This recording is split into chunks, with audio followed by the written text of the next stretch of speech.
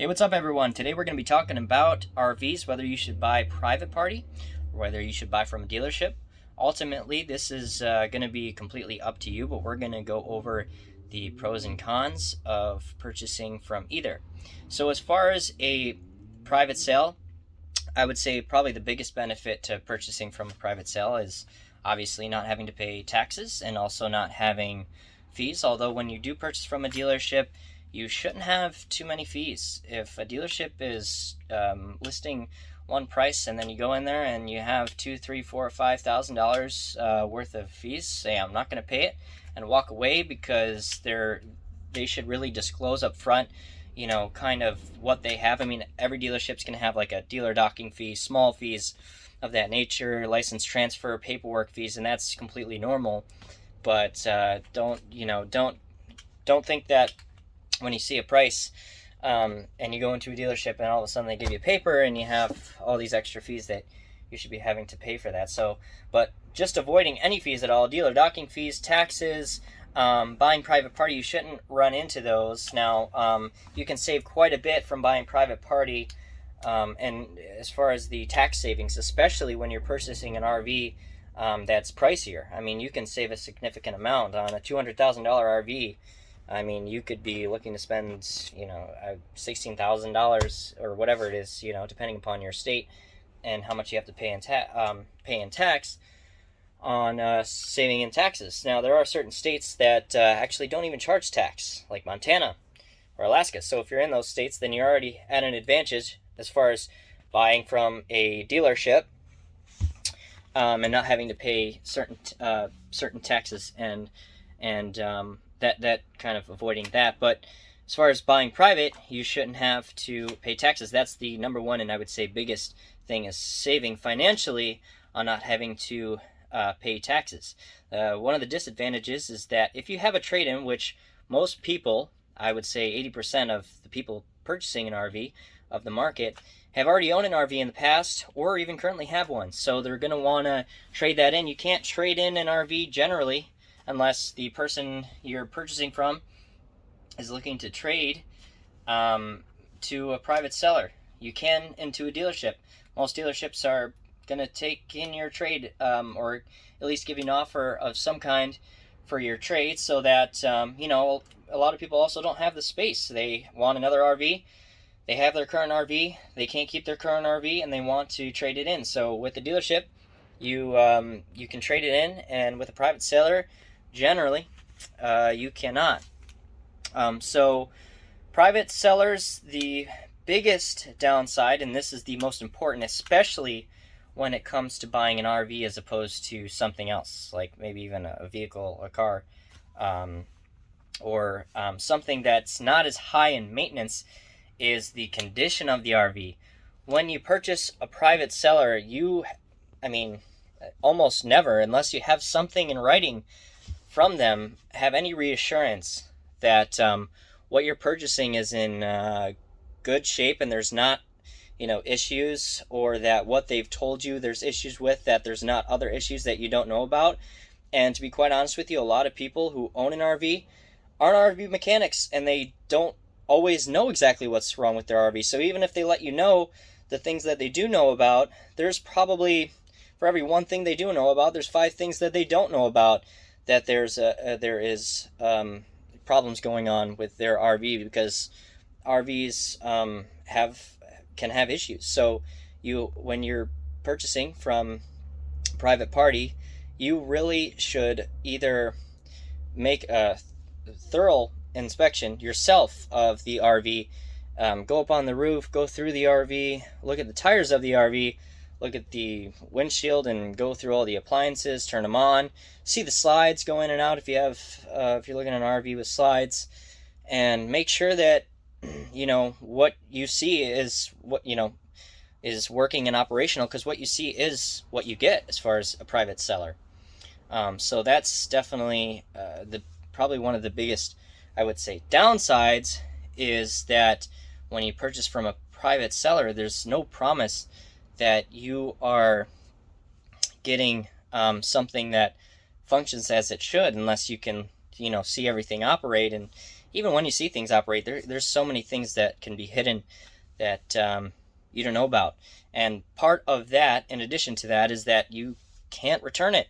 When you purchase a private party, depending upon your state as far as dealership policy, there are policies like 500 miles where you can drive the RV for 500 miles. If you have a major issue, that you can return it. But if you buy something private party, well, that's out the window. If you drive it for 500 miles and for whatever reason you have a major mechanical failure, well, you are stuck with it at that point. So, I mean, and as far as, RVs, again, especially instead of, like, say, a car, when you're talking about a $100,000 RV and you have something that needs a new roof and you didn't know about it, or there's leaks in the roof, that can be a very, very expensive fix. It's not like something that can be quickly fixed. You can quickly dig yourself a hole as far as that is concerned. Now, as far as actual price comparison to a private seller and a dealership,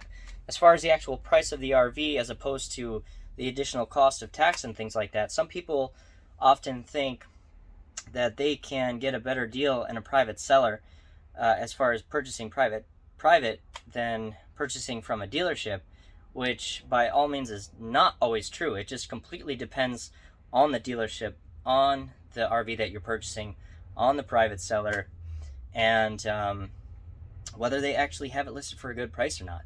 Just because an RV is listed at a dealership doesn't mean you're getting ripped off, and just because an RV is listed as from a private seller does not mean you're getting a good deal. The way you can check this is just going online to NADA guides or anything that has like a Kelley Blue Book type value. Even though it's not going to be exact, you're going to be able to go in there and check values of the RVs, or at least something very close to it. And also you can go online and basically use comp units, basically comparable to yours, and find out values that way and make sure that you are getting a good deal. So it shouldn't matter whether it's a dealer or a private seller. As far as the actual deal, it's up to you and your responsibility to make sure that what you're purchasing has value for what you're purchasing for, and you think that it's worth that. And you can always check on actual prices online and using comp units and comparable units. So don't think that buying from a private seller means that you're always getting a good deal, because that's not always what that means. And so moving on to dealer, the downside, purchasing from a dealer, almost always, not always, there are some dealers that do things like consignments that are not really consignments. There's some weird loopholes in certain states and stuff like that where they can actually not charge tax, to where they're selling it for somebody else and they can flip but at that point you're hardly a dealership. You might just have a wholesaler's license or something to that nature. But almost always, if you're purchasing from a dealership, you have to pay for tax, so expect that you have to pay tax. The number one biggest benefit, and this is going against the number one downside of a private sale, is knowing, and this isn't always true, you have to talk to the dealer that you're speaking with and get things on paper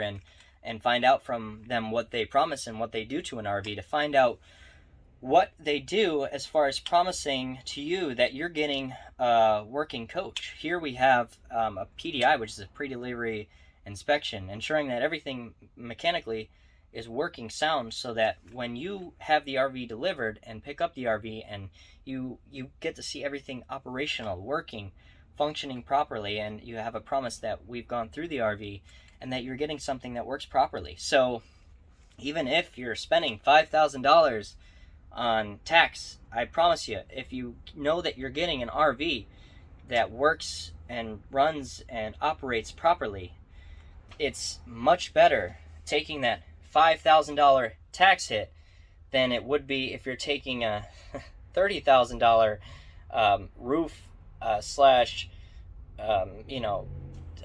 leak basically repair that you have to do on an RV that you didn't know about, because it's happened, and it's happened several times. I've watched it happen several times. So just make sure that, and again, this is not to say that any dealer, all dealerships are going to do this, but you need to make sure that who you're purchasing from, the dealer, has something in line to ensure to you that you're getting something that is in good working, functioning order, and you know what you're buying there. So downside, you have to pay tax. The upside of buying from a dealership is that you can purchase something that you know is properly working. Now, some people think that with a dealer you're going to have to pay all these fees. You will have fees almost 100% of the time, but they should not be relatively expensive fees. We have a $399 dealer docking fee, which is basically licensing and paperwork fees, and then a $30 license transfer fee. If you go into a dealership, like I was explaining before, is you shouldn't be running into paying $2,000, $3,000, $4,000 worth of fees. So even though you have fees shouldn't be that costly when you run into something like that. If you have a problem with your RV, this is especially if something is new and you're buying from a dealership for a new RV, that you know that you are getting something that is, you might have a warranty, a factory warranty, that comes with the RV, or you can even purchase a warranty if you're buying a used RV from a dealer. So that's something that can help protect you when you are purchasing from a dealership, that you know that you can get a warranty. Now, if you are buying private, you can always go out on your own and buy a third-party warranty on your own, but sometimes when you're buying something new or newer, you can run into hopefully getting either a factory warranty or purchasing a good warranty from the dealership, so you have some additional protection there when you actually in the future years of owning that RV. And you can return an RV, usually depending upon your state, for a certain length of time. In Arizona, I believe it's 500 miles. So if something goes catastrophically wrong, like you have motor failure or something like that, whereas a private seller, you can't. So, I mean, hey guys, my video got cut off, but like I was saying, as a private seller, essentially you can't return an RV, versus in lots of states you can return an RV. Usually here in the state of Arizona, you have 500 miles to return that RV. If you have any questions about buying from a private seller or buying from a dealership, if you have any comments, maybe somebody else can answer a question for you in the comments. Maybe I can answer a question for you in the comments. If you have any direct questions you want to send to me, I'll leave an email in the description so you can send me a question, and hopefully I can get back to you.